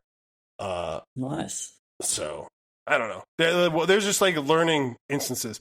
A big one was like earlier this year, I got called in randomly. There's this school called Catch Point in Philly that's run by Drew Gulak, and they were filming this thing and they didn't have a referee, and I just got called in, and I did 17 matches in one day. Oh my gosh. Which is like insane. I was so fucking sore for like following week, like because like just going down and up and down. Yeah, especially like Drew's match. He was like the 12th match in it, and he like keeps going down and to like try to submit the guy. You know, then like I constantly have to go down. So it was like doing like 1,000 squats in, like a fucking day. It was insane. So I feel like after that, I learned a lot, because there was other trainers and coaches there and shit, and they were like kind of just talking to me in between each match. Once the camera goes off, because there's a lot of students, they're just like, once the camera's like, all right, do this, you're fucking up that, da da da da. Like, you know, so people tell you what to do, and like, so not that I've had like, I guess I've done like a lot of in-job training, you know. I mean, I think that's the best way to learn at the end of the day. I mean, like, to me, the biggest thing is, like, learning how to just try your best to stay out of the way. Like, that's way harder than a lot of people think. And then, like, as you get into doing more of it, you're trying to work out how you can sell what's happening in the ring without doing it in such an over-the-top pantomime manner to where you're the center of attention kind of deal. Yeah. It's like a funny balance kind of thing, I find, of the real good referees. Yeah. It's fun stuff, and then, you know, to work your way to like doing like I've done like a handful of spots and like bumps here and there. But I've also, you know, worked with some, you know, cool people. The last show I got to work with Mil Mortes from Lucha Underground. Oh, amazing. You know, that was cool. It was like one of the bigger names I've worked with. I've worked with Emi Sakura. I really enjoyed the poster for that, by the way. Your drawing of Mil Mortes, fantastic. Captured all the Lucha Underground vibes. I love that shit. Yeah. So, you know, it's been a cool little like hobby journey of doing the referee stuff too. And it is also kind of weird too when I like do a lot of these shows. You know, wrestlers take it real, you know, seriously, and not that I don't take it seriously, like which I do, but I don't have any aspirations to become like, you know, a WWE referee or anything like that. I just want to do these indie shows and stuff. Whereas, like, you know, you meet a lot of these, you know, young wrestlers that are like, you know, they want to be like the world champion and this, that, and the other, and then they try to kind of have conversations with me about, you know, my wrestling aspirations. I'm like, I just do it for fun. You know, it's great. I draw comic books, I draw wrestlers, and here I am refereeing. Cool, nice to meet you. That is the best. I think being a referee is sort of like, it's a good it's a good point where like you get to enjoy being part of the things. You get to like, have the camaraderie deal. You get to like hang out with some cool people while you don't. Yeah, I mean, and there is a bit of pressure on being like a referee and going out there and doing it good, especially if you have like a big match. But it's like it's nothing compared to like the pressure that you have on you, like if you're actually like wrestling and trying to remember all these spots and that whole kind of thing. So I look back on being a referee and I'm like, it actually is super fun because you just don't have the pressure and you get to just enjoy it a bit more. Yeah, I mean, I've never wrestled, but I see how they put together matches, and some of that shit, I'm just like, how do you remember like a 20-minute match? Like, that's crazy to like remember every move you have to do. Like, and like to see them practice and like kind of go over it like just an hour before they go on. It's just like wild to me because I just like just too much of like a stoner guy where I'm like, wait, wait, you suplex me and then wait, what am I supposed to do after that? Like I would never know how to do that. But being a referee, I could just, because I've done it like shoot style before where, I don't know what I don't even know what the outcome of the match is going to be. So I just, do it like you do it and just say the rules. I mean, that's fun. Yeah. I think that's how, like, if I'm being real, I wish more refereeing was just call it as a shoot kind of deal. Because sometimes, you know the finish and then you can things go a little bit wrong, and by the fact of you knowing the finish can kind of make it worse. But yeah, it's fun just doing it. We're just like, I don't even know what's going to happen. Like, yeah, part of the magic, I guess. Yeah, it's just great to be a part of wrestling kind of community. And like since I've been like I said, I mainly work with Labor of Love now, and it's a lot of the same people. So I know I've worked with like a lot of the same guys, done multiple matches for them, and like we know each other and stuff now. So it's like a cool different kind of community in that sense too. I don't know how much I necessarily fit into their community, but to me, it's like, oh yeah, the Labor of Love show. There's like all these people I know that are always there, and they probably just know me as like the referee that is only at Labor of Love shows. Yeah, it's great. I love indie wrestling, man. It's like pretty cool to just be part of it, and there's like no better way to like see a match than like refereeing it. Like it's the best seat in the house, really. Yeah, it is pretty crazy. Because I remember I remember going, started watching wrestling and then going to my first live wrestling show. I'm like, holy shit, that's actually, like, just seeing a wrestler jump off the top rope in person. I remember seeing that for the first time. It was like, you see it a million times on TV and it doesn't seem like that big of a deal. But you see someone actually jump off the top rope in real life. It's like, yo, that's so far. I would, like, break my ankles. And then once you're in the ring and you have to dodge the person coming off the top rope, it's like even crazier. It's like this like some of the coolest shit like I've seen. It's just like being in the wrestling ring when someone does a crazy ass move, and it's like, what did I just see? That is so cool. Dude, even just there's like a big bump and you're in the ring and like feeling the impact off of like a big power bomb or something. Yeah, it's just like nuts. We're just seeing the power. Like I refereed the champion Weber Hatfield versus the indie wrestler Cruel. I think he's like the MLW world champ now. But he's I know the dude. Cool mask, everything. Yeah, and when Weber Hatfield he's like pretty small guy. He's like 5'4" or something, but he threw him like I had like crazy in the middle of the match, like threw him at me, and I like had to try to jump out of the way because I didn't think he would be able to throw him as far as he did. He threw him like from one corner to the other, and in my perception, I was like, oh, he's just gonna land like in front of me, and I had to like try to jump out of the way because I had like this entire grown adult being thrown at me, and like that shit's just crazy too. It's like if you were to see that in the ring or like in the audience, like, oh wow, you threw him pretty far, but like when a human is like being thrown at you, it's like, whoa, he's like, he's like 150 pounds or whatever. That's like, how did he do that? It's also like a core human like fight or flight response when like a dude is being thrown at you. You have to just kind of like, all right, come on, that's okay. Yeah. Do you watch much wrestling like these days in your kind of like chill time? Like, is that kind of part of your life? I try to.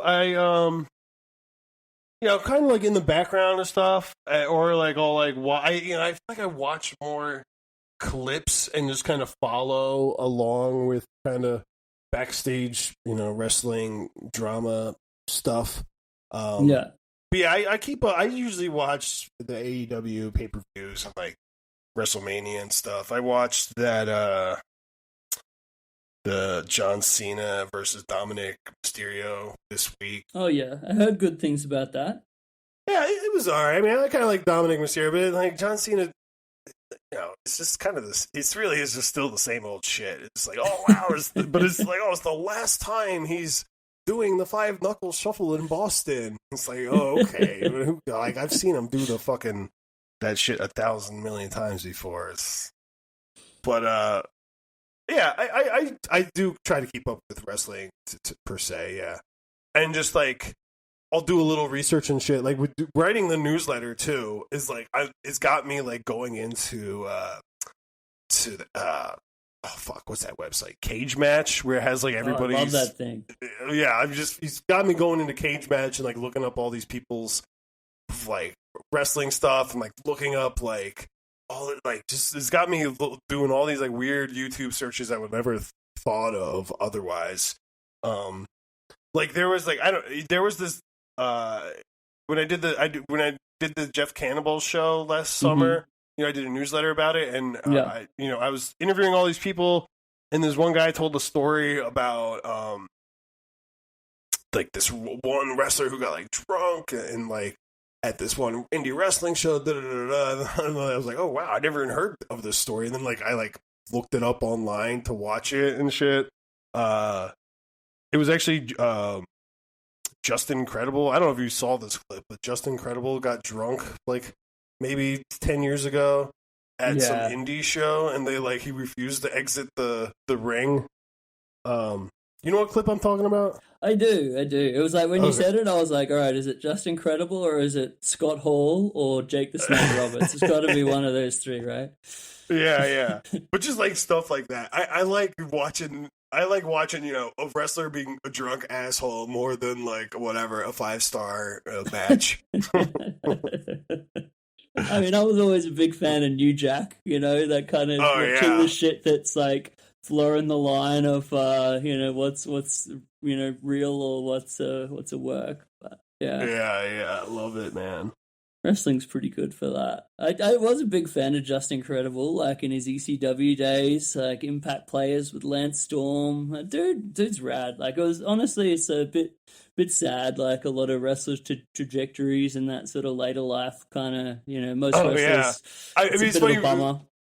I didn't even think to even bring up this guy, but like I brought it before we went to that wrestling convention that no one bought our comics. We were sitting next to him, Just Incredible, the whole time, and yeah, it was like, I mean, it was sad for us because no one was buying our fucking comic, but then also no one's buying a Just Incredible $25 autograph either. And then you just like, you do feel bad for. I have empathy for the stuff that they do in and especially a lot of the older wrestlers. How they end up, the kind of tragic wrestling stories. There's like a million of them. Yeah, man. Like you ever see the wrestler with Mickey Rourke? Yeah. Honestly, that's like the most accurate portrayal of what wrestling is for most folks. It really is. It's so crazy. It's just like every like internet thing you could like read about all kind of into the same movie. When people like, oh yeah, that's fake, isn't it? And it's like, well, not really, but yeah, but they it's not like their poverty and like end of life, like conditions are not fake. Yeah, it's like it's weird, don't you? When you have something like that where there's a certain point in your life where you're living so large, everyone's like giving you all this adulation, you're famous, you're like on the road, you're living this life, and then like in the snap of a fingers, that's over, and you have to like come to grips with like what is real life now kind of thing. And I can understand why a lot of dudes really struggle with that. Yeah. It's not easy, Yeah. but it's much nicer making art of wrestling than it is actually doing it from Yeah, from my yeah, experience. I wouldn't recommend it. yeah. I'm not putting my body on the line. Yeah, Yeah. yeah. I got way too many concussions doing that. I get much less concussions making art of the wrestling. So you were an actual wrestler for some years? Yeah, I did it for like 5 years over here, like Australian independent. Did you have a kayfabe I name? did. I was Wild Joe Hayes. Awesome.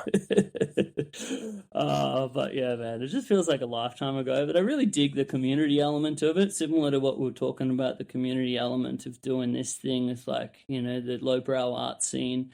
It's the time you spend in the locker rooms, hanging out with people, like making connections with.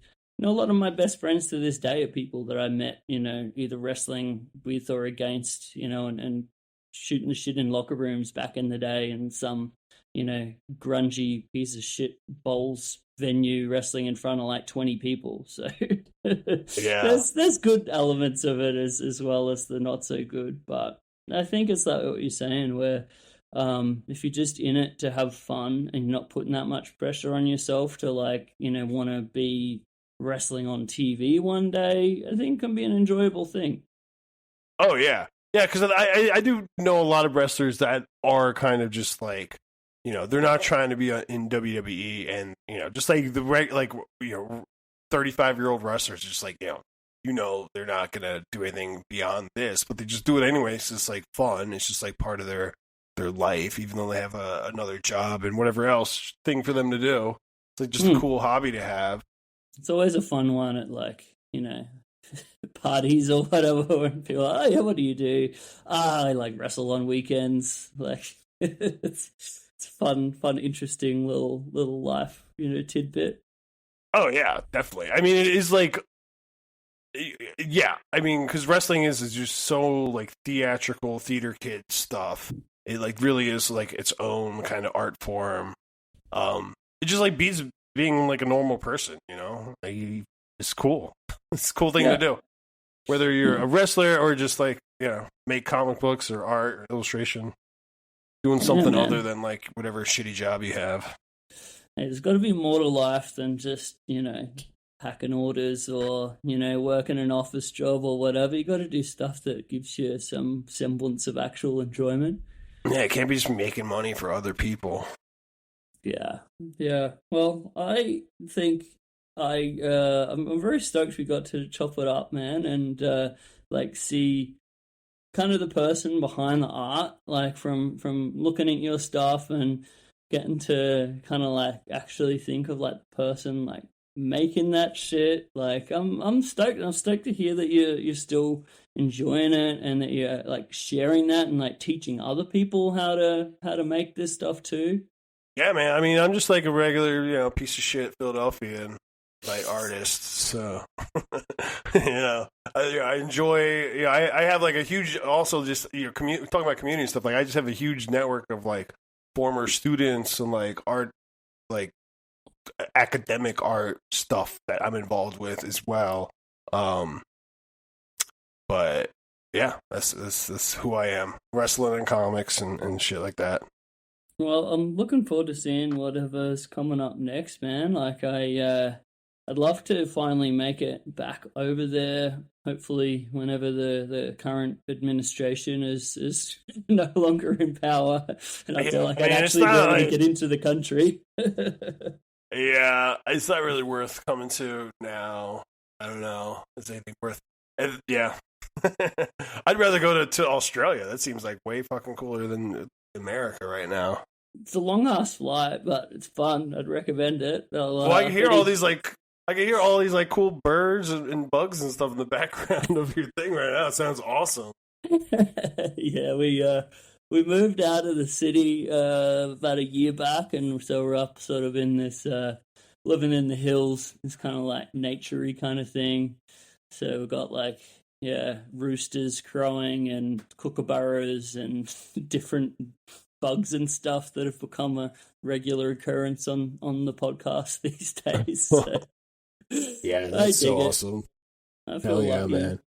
But yeah, man, I want to direct everyone to Aulisio.com to the Instagram that we were talking about before, Yeah Dude Comics.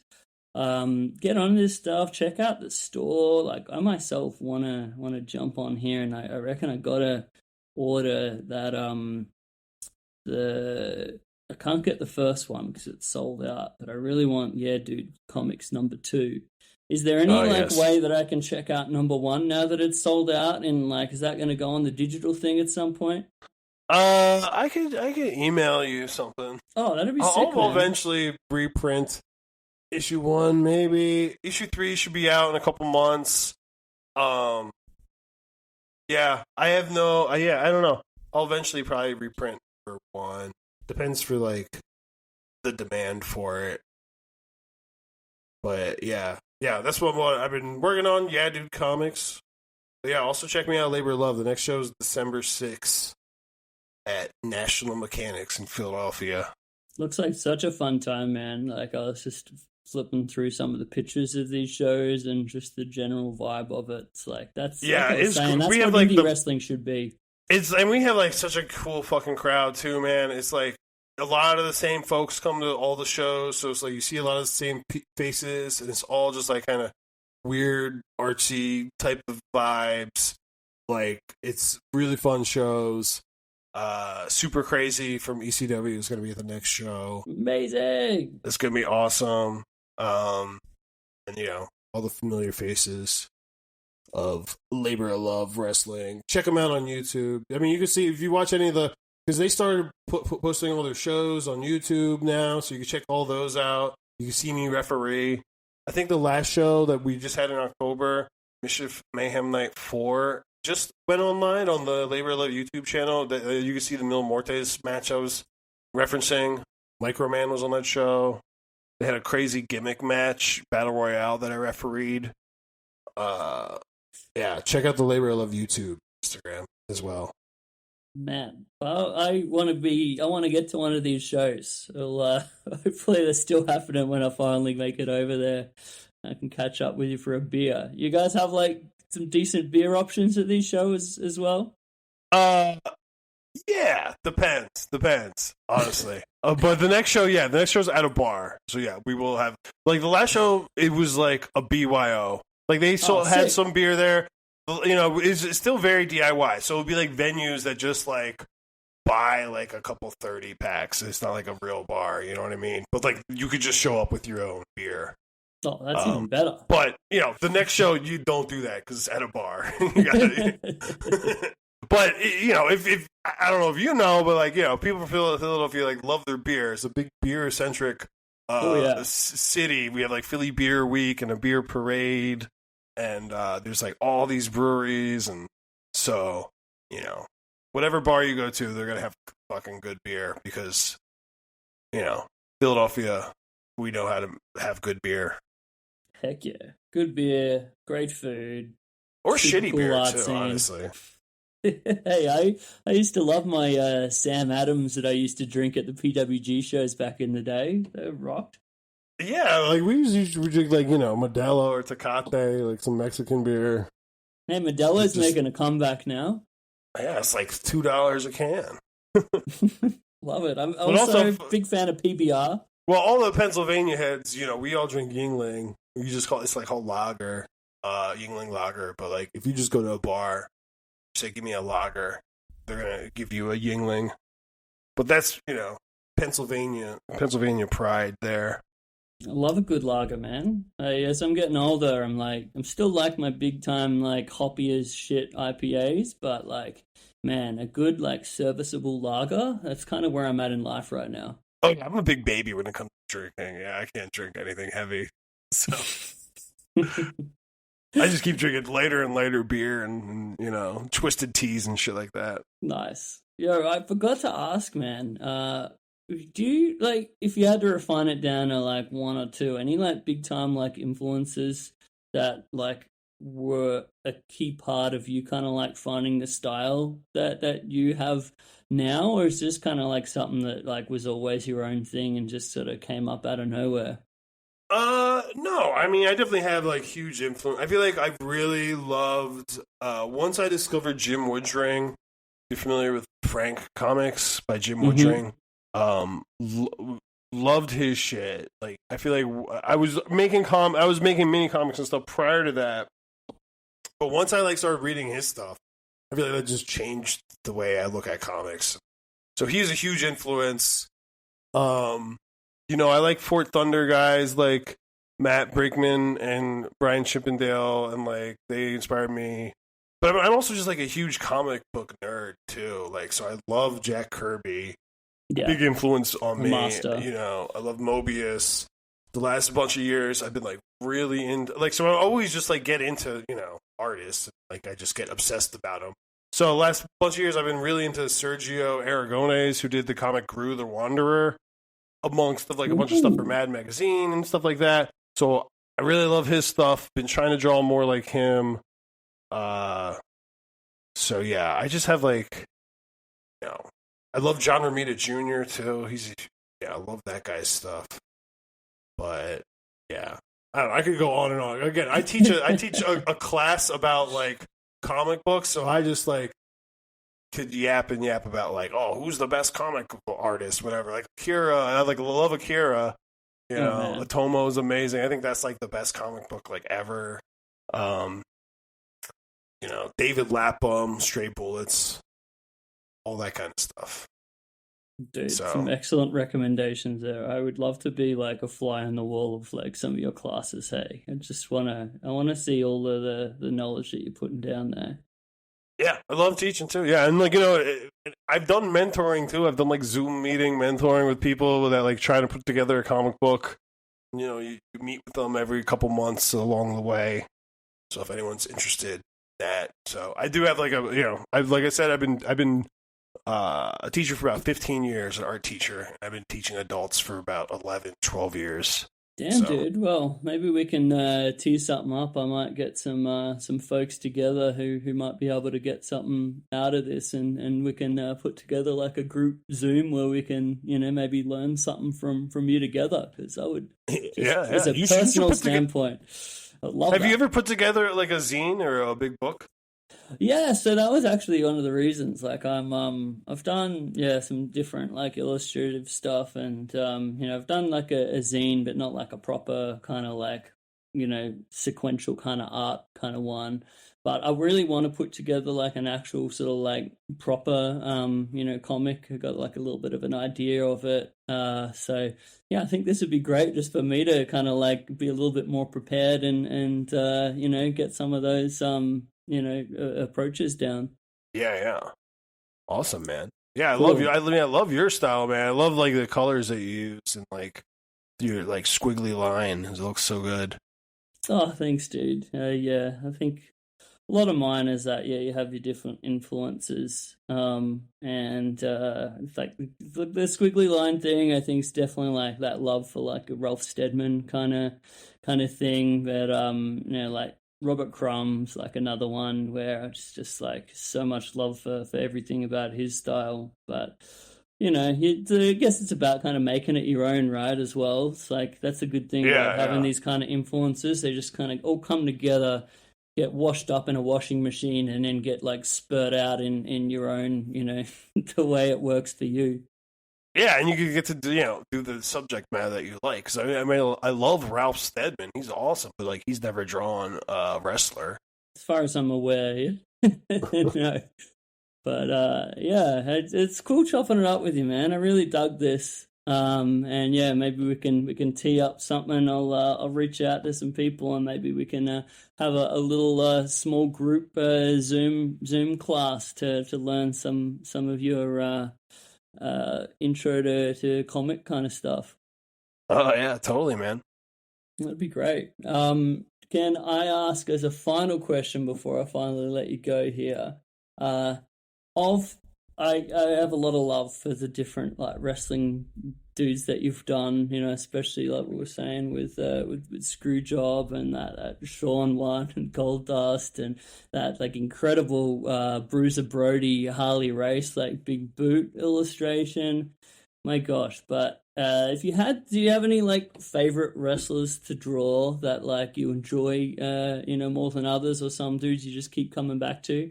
You know, I knew you were going to ask this, and I thought about this, and I can't come up with an answer. I could just think of like guys I don't like to draw, or stuff I don't like to draw. That works as well. I mean, not anyone in particular, but a lot of like lucha guys have really complicated masks, and then like I draw small enough that you have to like figure out where all the lines go on with like lucha masks is like kind of gets hard to do. Like drawing Mil Morte's mask was like pretty hard to do. I got like a good resemblance, but if you were to look up online what his mask actually looks like compared to my drawing, like, not a 1-to-1. And then capturing the vibes, man. That's sometimes the main thing, more so than like these little nerdy details, getting them completely right. You get the vibes. Yeah, same with like people's tattoos and stuff too. It's kind of hard to like, match. I never like match anyone's tattoos. And then also it's kind of hard, not hard, but there's a lot of like bald wrestlers with beards, which is, when you draw a bald guy with a beard, they all kind of look the same. So, but yeah, I don't, off the top of my head, let me think. I would either say I've drawn Ultimo Ant. I like his stuff or his style. Like, if he's like this kind of like an ant helmet, a hat. And I've mentioned him before. I like drawing Don Freeze. I've drawn him twice before. He's just like, I draw him with like ice powers. So good. Yeah, I don't know. I like doing I did the, like, for the 5th issue of Screwjob that never got released, I did the Jushin Liger comic. I mean, he just looks like a Power Ranger type of guy. That's fun. Yeah, I guess I do like guys with masks, but just not complicated masks, Yeah, people to stick I guess out. like the Liger one, just so iconic in terms of like it's a that visual, like you can just straight up know it's Liger like immediately. Yeah. Yeah. Is that the one that you've got on the wrestler page of your website? Is that the one that was originally going to be part of that? Yeah, I think it should be on my website. Yeah. It's like the unreleased issue of Screwjob. The sick like fight scene with him and Great Muta. Yeah. I kind of made it like they were like kaiju. Yes. Like my like, oh, they're like actually superhero. He is actually like a Ultraman. Yeah, 100%. And man, that like one of them in space. Like, I just want to print that shit on my wall. That's incredible. Yeah. I gotta do more wrestling comics. Honestly, now just talking about it too. Because I did outside of Screwjob. I did these other ones. I did one about Onita, and then I did this other one about Road Warriors. That I have both of those, by the way. Oh, I got awesome! them on my shelf at home. Both so good, and I'm a big fan of Onita and FMW especially. So big time nerd out shit on that. Yeah, I got to do another book like that. So I got to do that. It's like should be on my upcoming thing. I just got to figure out a wrestler to do that. I don't know. There's no one comes to mind off like immediately, but I'll figure something out. See where the inspiration strikes.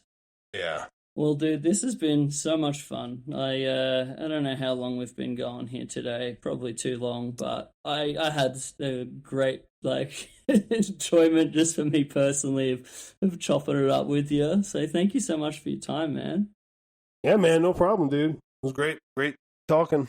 Cool talking about wrestling and comics. Yeah, man, always a good time. I'll love to have you on a little bit down the road with whatever's happening as we go on. But in the meantime, what are the best things for people? What are the best ways of people to support you and to get your art into their little mitts? Just follow me on Instagram, Yeah Dude Comics, and you can go to my website, buy my comics. I still have copies of Yeah Dude Comics #2 and some of my graphic novels for sale. Aulisio.com. And then, check out Labor of Love. Labor of Love PHL is like their Instagram and YouTube. Find me there, watch me wrestle. I usually go to the shows with like some merch. I'm usually selling some shit there.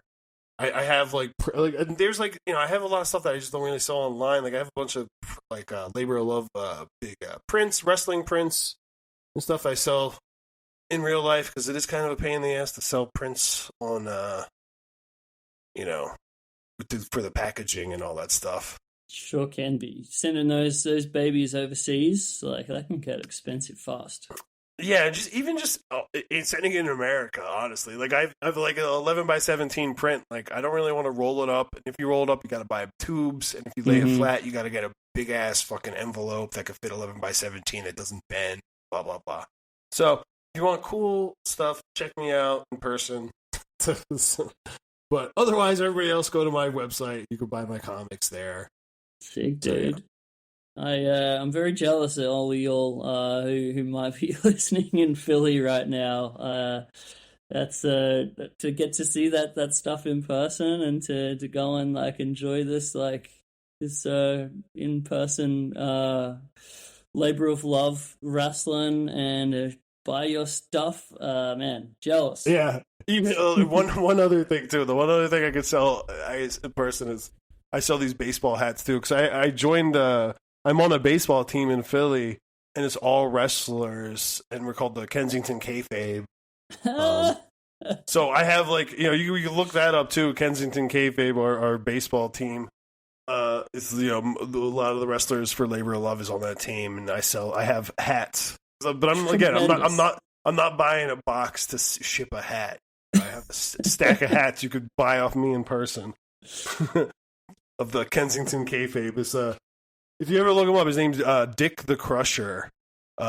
He's like the 60s, 70s wrestler, like whiskey nose wrestler. He's our mascot. Amazing. Or no, Dick the Destroyer, not Dick the Crusher. Dick the Destroyer, Dick Bayer. Yeah.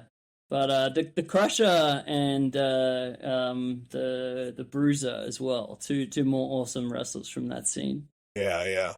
Love it, dude. Well, thanks so much, and I'll let you get back to your evening. But I appreciate it, and everyone reach out to this dude, and yeah, especially if you're anyone out there might be wrestlers, want some merch design or some commission things. I'm sure this be a great place to go to and get Pat to hook you up here as well. Yeah, wrestlers with good taste. Make sure all of y'all who have bad taste don't reach out to him. Oh man, so funny. Thanks again, dude. Yeah, no problem, man. There we go. End of our chat. Dude, I enjoyed the shit out of that. That was so good. Just like, what a dude. Really love getting to do this podcast, or I just chop it up with someone on the complete other side of the world, and then you work out you got all this stuff in common with somebody. Super cool, just talking some wrestling, talking some comics, talking some beer, talking some refereeing. Dang, so good. I hope you guys enjoyed that as much as I did. All the time I do this podcast, and I'm like, as long as I had fun, that's the main thing. And then hopefully, therefore, others out there might also get some enjoyment out of it. But I thought that was a really good chat. Especially cool, like I said, for me to like chat to someone where like I remember going through the Screwjob volume 1 to 4, I think they made it up to, and just being wowed by the quality and coolness of this art. And I think there's a lot to be said there about just like having fun, doing what you're doing, making it just like a part of your life, and just keeping on doing it in a manner that is fun for you. I think that's the greatest way we can all treat art. But again, everyone jump on to patalisio.com. Also the Yeah Dude Comics on Instagram. And I think you'll get quite a bit of enjoyment out of this dude's stuff. Or head along to those shows, man. Anyway, I think it's that time where I should shut this thing down. I hope everyone out there has an excellent week until I speak to you next. I got a lot lot of things to do to prepare for this big Melbourne weekend for the Oddities Expo, as mentioned earlier. I'd like to say a big old thank you before we finish up to the great team at Social Suplex for allowing me to do this little old podcast for the all of the episodes that we've done. You know, Social Suplex gives me the platform to do so. Home of this podcast, as well as the home of a variety of other fun wrestling podcasts up there at socialsuplex.com, from One Nation Radio to Keeping It Strong Style, the New Japan podcast of the show. That one's got to be interesting as we approach the retirement of Hiroshi Tanahashi. Need to be catching up with Josh about that one sometime soon. But also the Trish and Sarah podcast, Tunnel Talk, Imps WW Adventure, all things elite. You got all the things over there. Highly recommend you give that a squiz. And again, thank you to everyone who supports this podcast, who tells a friend about Wrestling Art with Chris Things. I cannot imagine the real life conversation that would come up where you would do such a thing, but if you do, I appreciate it. Thank you to anyone who does the donation, buys me a coffee here and there. Always appreciate that. The donation link should be in the description of the show here. But thanks for keeping this going. You know, we're almost up to 100 episodes, 94 down. That's not too bad, I say. I think I'll finish this one up by looping back to, hey, if we can get this workshop thing happening with Pat, sort of helping spread the word on how to put comics together, especially of the wrestling nature. Dude, that'll make me so happy. I'll see whether I can bring that into the real world. If not, I'm just going to do it with Pat myself, because I am very excited to scratch that dude's brain a little bit more. But we're at the end of the show. I won't waffle on any longer. We got another beefy old episode here today. I hope you guys have had fun. I appreciate each and every one of you. This has been Wrestling Art with Chris Things. I am Chris Things, christhings.com.au, once more there, Instagram, Chris Things on there, but y'all have been a wonderful audience, and I hope you have fun until I speak to you next. Enjoy! I do the hammerlock. Do the hammerlock, you turkey necks. Yeah, do the hammerlock. I do the hammerlock. Everybody's doing it. Do the eye gouge. Yeah, do the eye gouge. Do the eye gouge, you turkey necks. Yeah, do the eye gouge. I do the eye gouge. Everybody's doing it.